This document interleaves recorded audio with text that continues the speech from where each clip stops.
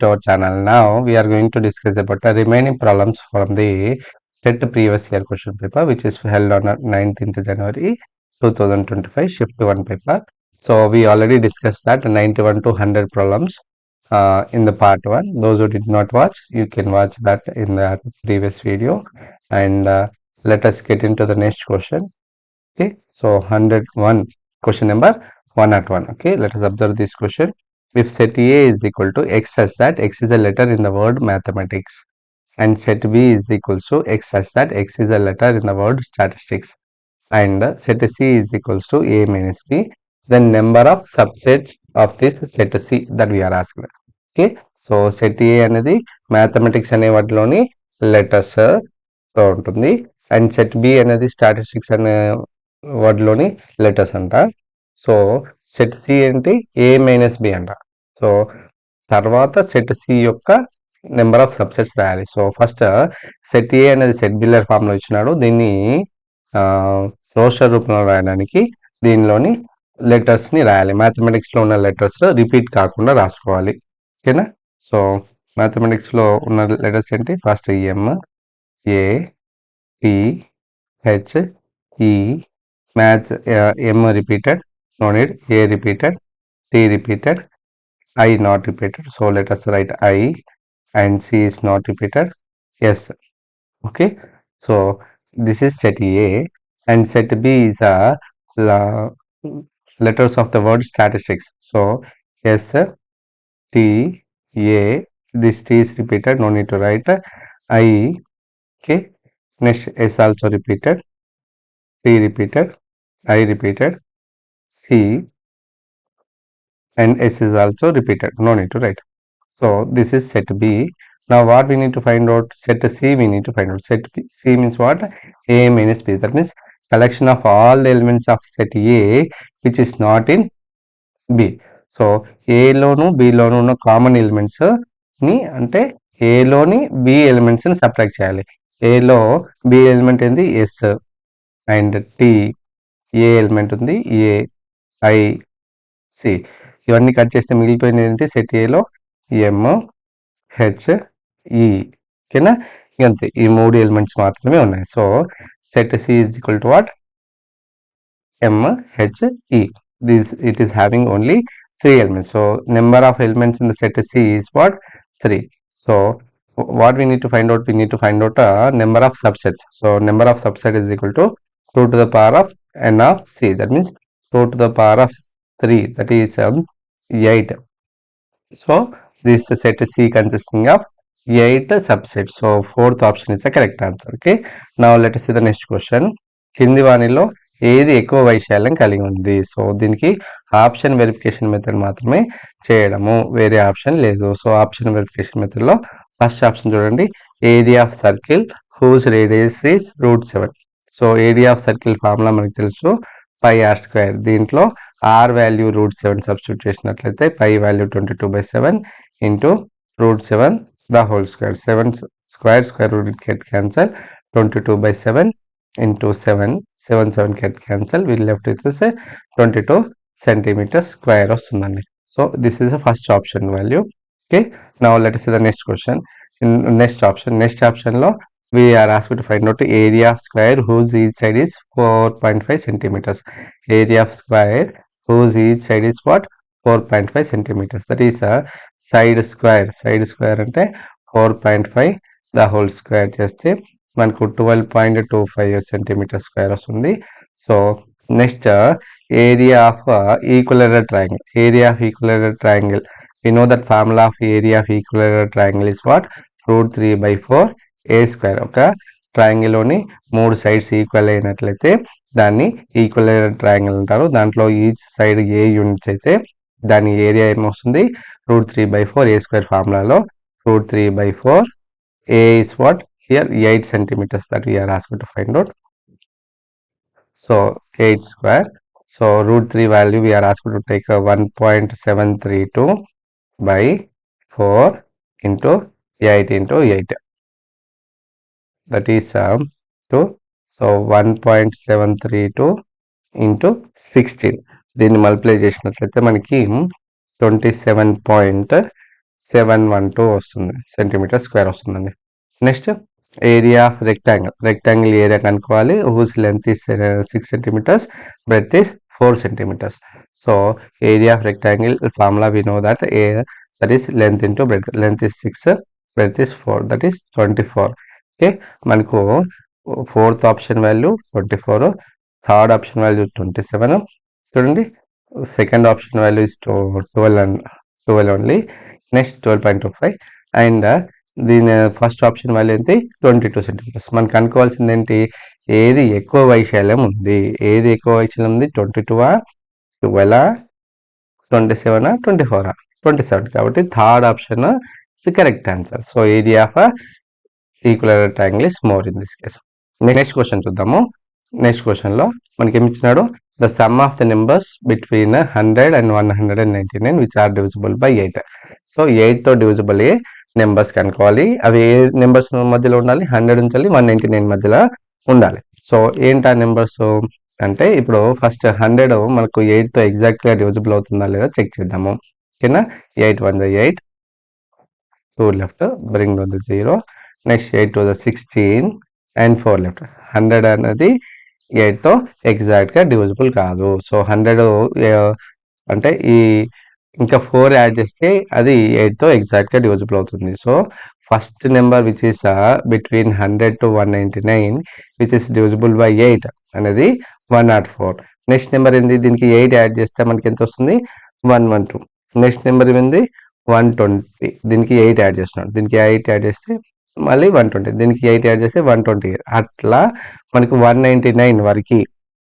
Okay, the greatest number which is divisible by 8 in between this is, మళ్ళీ 199 ని 8 తో divide చేస్తున్నాం. చూడండి,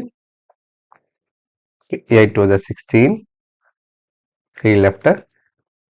ఓకే, సో 8 4 32, 7 left. అంటే 199 లోంచి 7 సబ్ట్రాక్ట్ చేస్తే 192 is the greatest number which is divisible by 8 which is lies between 100 and 199.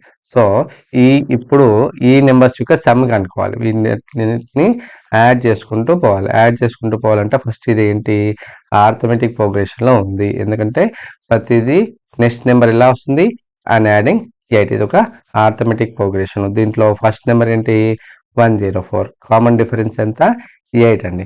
So last number తెలుసు, AN మనకు తెలుసు 192 అని, కానీ ఎన్నో టర్మ్ అనేది మనకు తెలియదు. కాబట్టి A N of the arithmetic progression that is A plus of n minus 1 into d is equals to 192. దీంట్లో ఏ వాల్యూ ఎంత సబ్స్టిట్యూట్ చేయాలి, first term in this arithmetic progression is 104 plus n minus 1 into common difference is 8, that is equals to 192. So ఈ 104 ని forward చేస్తే మనకు subtraction వస్తుంది. n minus 1 into 8 is equals to 192 minus 104. వీటిని subtract చేస్తే మనకు 8 times of n minus 1 is equals to 192 minus 104, that is 88 వస్తుంది. So దీనిలోంచి మనకు ఈ 8 ని ట్రాన్స్పోర్ట్ చేస్తే మనకు n minus 1 is equal to 88 by 8. 8 1 8 11. So n minus 1 is equals to 11. n minus 1 is equals to 11, and from this n is equal to 11 plus 1, that is 12. అంటే మొత్తం ఎన్ని terms ఉన్నాయి, 12 టర్మ్స్ ఉన్నాయి. మనకు కనుక్కోవాల్సింది ఈ సమ్ ఆఫ్ 12 టర్మ్స్ అంటే SN formula use చేయాలి. SN in the arithmetic progression is n by 2 times of a plus l. ఈ ఫార్ములా యూజ్ చేస్తున్నాం, ఎందుకంటే మనకు మొదటి టర్మ్ తెలుసు, లాస్ట్ టర్మ్ తెలుసు. జనరల్ గా SN ఫార్ములా ఏంటి, అది n by 2 times of 2a plus of n minus 1 into d. ఈ ఫార్ములాని యూజ్ చేస్తారు. కానీ మనకు లాస్ట్ టర్మ్ కూడా తెలిసినప్పుడు ఈ ఫార్ములా యూజ్ చేస్తున్నాను నేను. ఓకేనా, సో ఎన్ని అంటే ఏంటి, ఎన్ని టర్మ్స్ ఉన్నాయి, 12 టర్మ్స్ ఉన్నాయి. 12 by 2 times of a is what 104 plus next last number is what 192. So 2 1 2 6. So 6 times of and adding these two we get it as 296. So వీటిని మల్టిప్లై చేస్తే 6 times of 296 చేస్తే మనకు 1776 వస్తుంది. So first option is the correct answer in this case. Okay, now let us see the next question. Next question చూద్దాము. Okay, so if 1/9 is equal to P by 108, that is equals to 108 by Q, then we are asked to find out P plus Q by 2P. మనకి ఏమి ఇచ్చినాడు 1/9 is equals to మనకి ఇచ్చింది చూడండి 1/9 is equals to P by 108. దీని నుంచి P value కనుక్కునే ప్రయత్నంలో నేను ఈ డినామినేటర్ 108ని ఇటు పంపించేస్తే మనకు 108/9 is equals to P వస్తుంది. సో దీంట్లోంచి మనము 9 1 9 9 12 సో P వాల్యూ ఎంత వచ్చింది 12 వచ్చింది. అండ్ సెకండ్ ఈక్వేషన్లో P by 108 is equals to 108 by Q వచ్చింది. కానీ మనకి P వాల్యూ తెలుసు కదా 12 అని, 12 ఇక్కడ సబ్స్టిట్యూట్ చేస్తే 12/108 is equals to 108/9 వస్తుంది. సో సారీ Q వస్తుంది. దీంట్లోంచి 12 1 12 9 108 అంటే 1/9 is equals to 108 by Q. Cross multiply చేస్తే Q 1 into Q is equals to 108 into 9 ఇది చేస్తే మనకు Q వాల్యూ వస్తుంది. వీటిని మల్టిప్లై చేస్తే 972 వస్తుందండి. సో మనకు అనుకోవాల్సింది ఏంటి P plus Q by 2P. So P value ఎంత వచ్చింది మనకి P value 12 plus Q value 972 by 2 times of 12. So వీటిని యాడ్ చేస్తే మనకి ఎంత వస్తుందో చూడండి. వీటిని యాడ్ చేస్తే 984 by 2 into 12. దీన్ని సింప్లిఫై చేస్తే మనకి ఆన్సర్ వస్తుంది చూడండి. ఓకేనా. So 2 1 2 2 4 8 1 left 2 9 18 2 now 12 table 12 4 48 1 left 12 then 12 1 so మనకి ఎంత వస్తుంది 41 వస్తుందండి. So second option is the correct answer. Okay, now let's see the next question. The geometrical representation showing the relation between the whole and its part. Okay, ఏ జామితీయ ప్రాతినిధ్యంలో మనము మొత్తానికి మరి దాని యొక్క భాగాలకు మధ్య రిలేషన్ ని చూపిస్తున్నాము. కమ్మీ రేఖాచిత్రము అంటే బార్ గ్రాఫ్ లో మనం చూపిస్తున్నామా, పిక్టోగ్రాఫ్ లో చూపిస్తున్నామా, పై గ్రాఫ్ లో చూపిస్తున్నామా, పై చార్ట్ లో చూపిస్తున్నామా, అండ్ హిస్టోగ్రామ్ లో చూస్తున్నామా. బార్ గ్రాఫ్ అంటే ఏంటి? యాక్చువల్ గా బార్ గ్రాఫ్ అంటే ఓకే మనము ఒక డాటాను ఒక దత్తాంశాన్ని ఒక బార్ రూపంలో రిప్రజెంట్ చేయడము గ్రాఫ్ లో. వీటి మధ్య డిస్టెన్స్ ఈక్వల్ ఉండాలి, వీటి విడ్త్ సేమ్ ఉండాలి. ఇలా ఉన్నప్పుడు దీన్ని బార్ గ్రాఫ్ అంటారు. వీటి మధ్య గ్యాప్స్ ఉండాలి. నెక్స్ట్ హిస్టోగ్రామ్ అంటే ఏంటి? వీటి మధ్య గ్యాప్స్ లేకుండా ఇలా ఉండడాన్ని మనం హిస్టోగ్రామ్ అంటాం. పిక్టోగ్రాఫ్ అంటే పిక్చర్స్ ని రిప్రజెంట్ చేస్తాము. సో అది 6th స్టాండర్డ్ లో వస్తుందండి. ఓకేనా. సో పై చార్ట్ లో ఏమొస్తున్నాం, మొత్తాన్ని 360 degrees తీసుకొని దాంట్లో పార్ట్స్ ని సెక్టార్స్ రూపంలో రిప్రజెంట్ చేస్తాము. అంటే మనము మొత్తానికి మరియు భాగాలకు మధ్య నిష్పత్తి మధ్య రిలేషన్ చూపెట్టడానికి యూజ్ చేసే చార్ట్ ఏమవుతుందంటే పై చార్ట్ అవుతుంది. So third one is correct one. Okay, now next question చూడండి. Which of the following is or not equals to 4 to the power of 3 whole to the power of 2. 4 to the power of 3 whole to the power of 2 కి ఏది equal కాదు అంటున్నాడు. చూడండి, 4 to the power of 3 whole to the power of 2 దీన్ని 4 to the power of 3 into 2 that is 4 to the power of 6 గా రాయొచ్చు. So first option equal అవుతుంది. మళ్ళీ దీని 4ని నేను 2 square గా రాస్తున్నాను. 2 square whole to the power of 6 అంటే 2 to the power of 2 into 6 that is 2 to the power of 12 వస్తుంది. సో దీని నుంచి సెకండ్ ఆప్షన్ కూడా కరెక్ట్ అవుతుంది. మళ్ళీ 2 to the power of 12ని 2 to the power of 3 into 4 గా రాయొచ్చా? 3 4 సో దీన్ని 2 to the power of 3 whole to the power of 4 గా రాస్తున్నాను. 2 to the power of 3 value ఏమవుతుంది మనకి 8 అవుతుంది. So 8 to the power of 4 గా కూడా రాయొచ్చు. సో 3 ఆప్షన్స్ లో రాయొచ్చు, కానీ దీన్ని 4 to the power of 6 గా రాయొచ్చు, కానీ 4 to the power of 5 గా రాయరాదు. కాబట్టి fourth option is correct answer. Okay, now let us see the next question. ఈ క్వశ్చన్ చాలా ఇంపార్టెంట్ అండి. యాక్చువల్గా most of the maths aspirants will commit mistake in this case. So try to understand. Okay, so the number of exterior angles of a triangle. Number of exterior angle of triangle, ఒక triangle కి ఉన్న బాహ్య కోణాల సంఖ్య ఎంత అంటున్నాడు. So ఈ question చూడగానే అందరూ ట్రయాంగిల్కి 3 బాహ్య కోణాలు ఉంటాయని అనుకుంటారు, కానీ అది కూడా పార్షియల్లీ కరెక్ట్. ఏంటి, ఎందుకు పార్షియల్లీ కరెక్ట్ అంటే మనము బాహ్య కోణం యొక్క డెఫినేషన్ నేర్చుకున్నట్లయితే if extend one side of a triangle then we get an exterior angle. అంటే ఒక్కొక్క వర్టెక్స్ దగ్గర ఒక్కొక్క సైడ్ని ఎక్స్టెండ్ చేసుకుంటూ పోతే మనకు ఒక్కొక్క ఎక్స్టీరియర్ యాంగిల్ వస్తుంది. సో ఇది కేస్ 1. అంటే ఒక్కొక్క వర్టెక్స్ దగ్గర ఒక్కొక్క సైడ్ని నేను ఎక్స్టెండ్ చేస్తుంటే నాకు 3 ఎక్స్టీరియర్ యాంగిల్స్ వస్తున్నాయి. కానీ మనకి పాసిబిలిటీస్ ఏంటి, ఒక వర్టెక్స్ దగ్గర 2 సైడ్స్ని ఎక్స్టెండ్ చేస్తే ఇప్పుడు ఈ సైడ్ ఎక్స్టెండ్ చేసినప్పుడు మనకి ఇక్కడ ఒక యాంగిల్ వచ్చింది, నెక్స్ట్ ఈ సైడ్ను కూడా ఎక్స్టెండ్ చేసినప్పుడు ఓకేనా మనకు ఇక్కడ ఇంకో యాంగిల్ వస్తుంది. ఓకేనా గివి ఓకేనా, ఇది ఎక్స్టీరియర్ యాంగిల్. అంటే ఒక వర్టెక్స్ దగ్గర 2 ఎక్స్టీరియర్ యాంగిల్స్ పాసిబుల్ అవుతాయి. సో అట్లా మొత్తం మనకు 3 వర్టిసెస్ ఉన్నాయి కాబట్టి 3 to the 6 అంటే 6 ఎక్స్టీరియర్ యాంగిల్స్ పాసిబుల్ అవుతున్నాయి. అందుకని ఇక్కడ ఆప్షన్ ఏంటి 6 అని ఇచ్చాడు. కానీ ఇక్కడ ఈ క్వశ్చన్లో మ్యాక్సిమం ఎక్స్టీరియర్ యాంగిల్స్ అని ఇస్తే కరెక్టే ఉంటుంది. జనరల్గా మనకు అలవాటు అయిపోయింది కాబట్టి 3 అని తీసుకుంటున్నాం, కానీ మ్యాక్సిమం ఎన్ని ఎక్స్టీరియర్ యాంగిల్స్ పాసిబుల్ కావచ్చు అంటే 6 అని ఉండొచ్చు. సో నెక్స్ట్ క్వశ్చన్ చూద్దాము. నెక్స్ట్ క్వశ్చన్ చూడండి, x to the power of 4 8 minus 8x cube plus 7x square plus 18x plus 72ని x minus 4 చే భాగిస్తే వచ్చే భాగఫలం అంటే కోషంట్ అడుగుతున్నాడు. సో దీన్ని డివైడ్ చేయాలి. x to the power of 4 minus x to the power of 3 plus 7x square plus 18x plus 72ని నేను x minus 4 చే భాగించాలి. So first term of the quotient, ఇది కోషంట్ అడుగుతున్నాడు.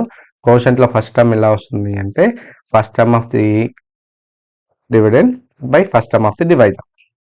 x to the power of 4 by x అంటే x cube వస్తుంది. First term x cube with x cube దీన్ని multiply చేస్తే x cube into x to the power of 4 and x cube into -4 that is -4x cube. నువ్వు subtract చేయాలి కాబట్టి వీటి signs change చేస్తున్నాను. So minus plus ఉన్నది minus plus అయిపోతుంది. ఇప్పుడు plus x4 minus x to the power of 4 రెండు cancel అయిపోయి నెక్స్ట్ టర్మ్ చూడండి -8x cube plus 4x cube అంటే -4x క్యూబ్ వస్తుందండి. అండ్ నెక్స్ట్ టర్మ్ రెండో next term that is 7x square. Second term of the quotient ఎలా వస్తుందంటే 4x క్యూబ్ని -4x క్యూబ్ని ఎక్స్తో divide చేస్తే మనకు -4x స్క్వేర్ వస్తుంది. ఇది second term of the quotient. -4x స్క్వేర్తో దీన్ని మల్టిప్లై చేస్తే -4x cube okay plus 16x square వస్తుంది, x స్క్వేర్ వస్తుందండి. సో ప్లస్ మైనస్ క్యాన్సిల్ అయిపోయి నీకు -16x square plus 7x square ఏమవుతుంది -9x square and bring down the next term that is plus 18x. సో దీంట్లోంచి మళ్ళీ -9x స్క్వేర్ని ఎక్స్తో డివైడ్ చేస్తే -9x వస్తుంది. Third term -9x. ఇక్కడ చూడండి first term third term -9x plus 9x -9x అంటే మనము 3వ స్టెప్లో కూడా మనకు కరెక్ట్ ఆన్సర్ రావడానికి పాసిబిలిటీ లేదు. సో 4th స్టెప్ కూడా చేయాలి. ఈ -9x తోటి నేను దేని స్టెప్ మల్టిప్లై చేస్తున్నాను x -4తో మల్టిప్లై చేస్తున్నాను. So -9x square plus 36x వస్తుంది. సో ఇప్పుడు సబ్ట్రాక్షన్ చేస్తే ప్లస్ మైనస్ క్యాన్సిల్ అయిపోయి మనకు -18x ప్లస్ 72 వస్తుంది. సో ఈ -18xని ఎక్స్తో డివైడ్ చేస్తే -18 వస్తుంది. సో లాస్ట్ టర్మ్ ఏంటి, last term of the question is -18x. So x cube -4x square -9x -18 అనేది third option is the correct answer అండి. సో దీనికి షార్ట్ కట్ లేదండి, పూర్తిగా డివిజన్ చేయాల్సిన అవసరం కూడా లేదు. మనకు కావాల్సింది కోషంటే కాబట్టి last term of the quotient -18 వచ్చేసింది. సో ఇలా థర్డ్ ఆప్షన్ సెలెక్ట్ చేసుకోవడం, దీనికి షార్ట్ కట్ లేదండి. నెక్స్ట్ చూడండి, next question, a room of 120 centimeters long and 60 meters wide is such that sum of the floors floor area and ceiling area is equals to the sum of the four walls of the room, then height of the room. ఓకేనా, ఒక రూమ్లోని length breadth values ఇచ్చినాడు, height ఇవ్వలేదు, కానీ దాన్ని flooring and ceiling ఏరియాస్ని add చేస్తే అది ఎంత వస్తుందంటే sum of the areas of four walls. అంటే మనకి ఏమి ఇచ్చినాడు, area of four walls of a room is equals to, okay, area of floor plus area of ceiling అని ఇచ్చినాడు. ఓకేనా, మనం పూర్తిగా అబ్జర్వ్ చేసినట్లయితే రూమ్ యొక్క ఫ్లోర్ ఏరియా ఎంత ఉంటుందో సీలింగ్ ఏరియా కూడా అంతే ఉంటుంది. కాబట్టి మనం 2 టైమ్స్ ఆఫ్ ఏరియా ఫ్లోర్గా తీసుకోవచ్చు, 2 టైమ్స్ ఆఫ్ ఏరియా ఆఫ్ ఫ్లోర్గా తీసుకోవచ్చు. ఓకేనా, సో ఏరియా ఆఫ్ ఫోర్ వాల్స్కి ఫార్ములా ఏంటి అంటే 2h of L plus B. Okay, so ఇక్కడ లెంత్ ఎంత ఇచ్చినాడు మనకి 120 సెంటీమీటర్స్, బ్రెడ్త్ 60 సెంటీమీటర్స్. దీంట్లో సబ్స్టిట్యూట్ చేస్తే 2 into H of 120 plus 60 that is equals to 2 into area floor length into breadth అంటే 120 ఇంటూ 60. దీంట్లోంచి 2h of 180 is equals to 2 into 120 into 60. నాకు H value కనుక్కోవాలి, హైట్ వాల్యూ కనుక్కోవాలంటే ఈ 2ని 180 అంటే ఫార్వర్డ్ చేయాలి. H is equal to 2 into 120 into 60 by 2 into 180. ఓకేనా, so numerator denominator 2 cancel అయిపోతుంది. ఓకే, నౌ 60 1 జా 63 జా 3 1 జా 3 40 జా. సో హైట్ ఎంత అవుతుంది 40 centimetres. So first option is the correct answer అండి. ఓకేనా, నెక్స్ట్ క్వశ్చన్ చూద్దాము. Okay, square root of 48 minus square root of 75 plus square root of 27 దీని వాల్యూ కనుక్కోమని అన్నాడు.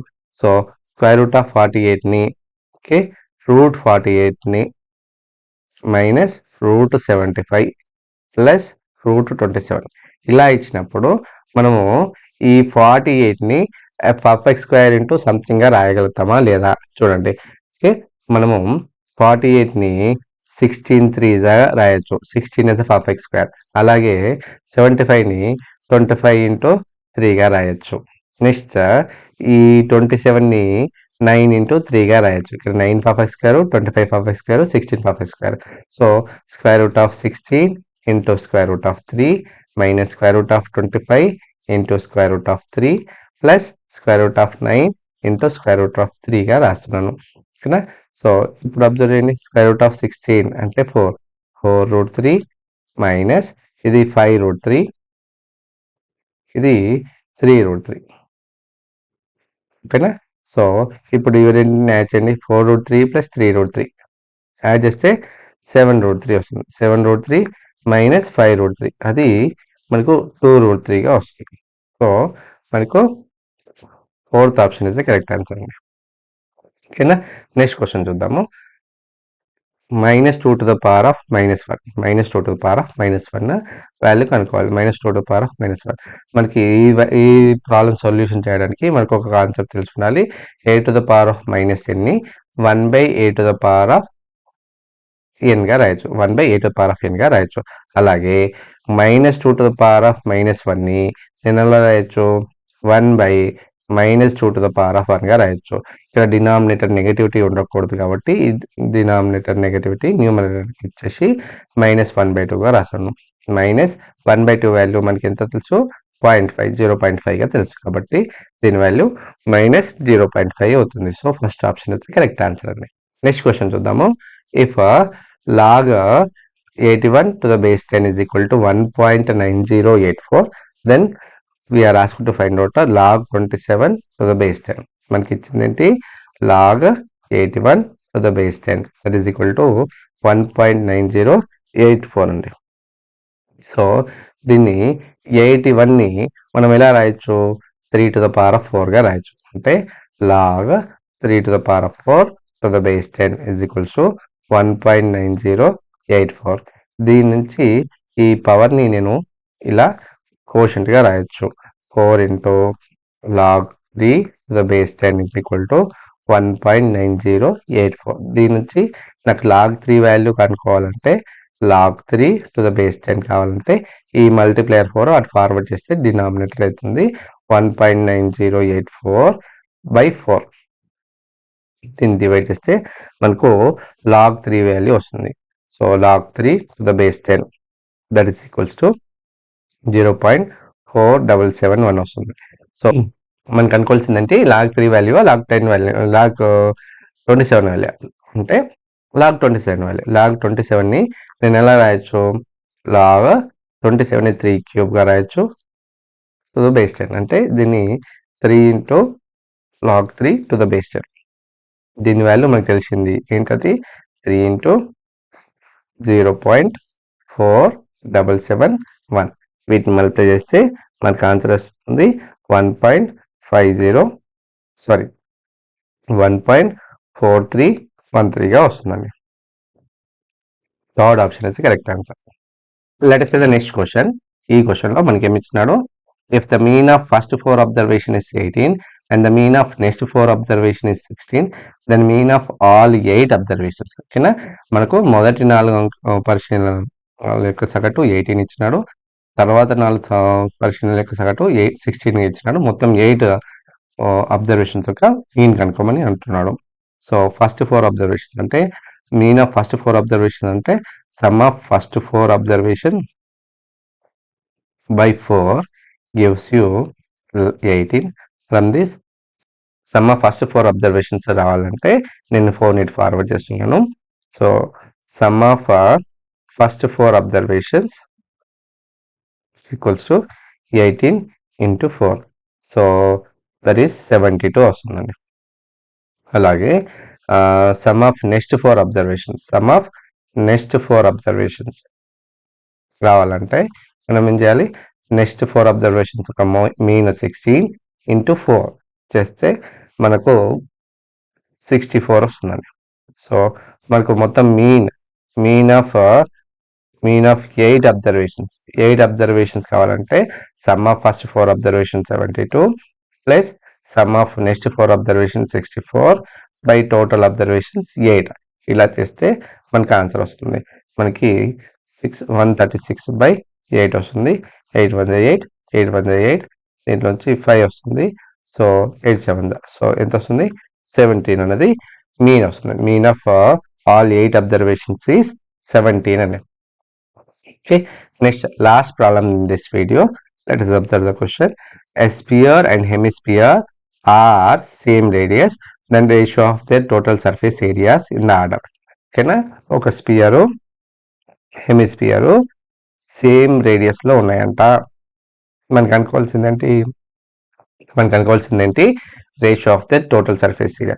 Ratio of the total surface area అంటే టీఎస్ఏ ఆఫ్ హెమిస్పియర్ ఫార్ములా తెలుసు 4πr², TSA of hemisphere formula 3πr². వీటి మధ్య ratio కనుక్కోవాలంటే ఇలా division చేయడం. So πr² cancel అయిపోయి మనకి ఏమొస్తుంది 4:3గా ఉంటుంది. అంటే ఇది పూర్తిగా ఫార్ములా బేస్డ్ క్వశ్చన్ అండి. ఓకే, మెన్సురేషన్లో ఎక్కువ ఫార్ములా బేస్డ్ క్వశ్చన్లోనే అడుగుతున్నాడు. ఫార్ములాస్ గుర్తుంటే మనకి ఈజీగా వస్తుంది. So this is a 4th answer, correct answer అండి.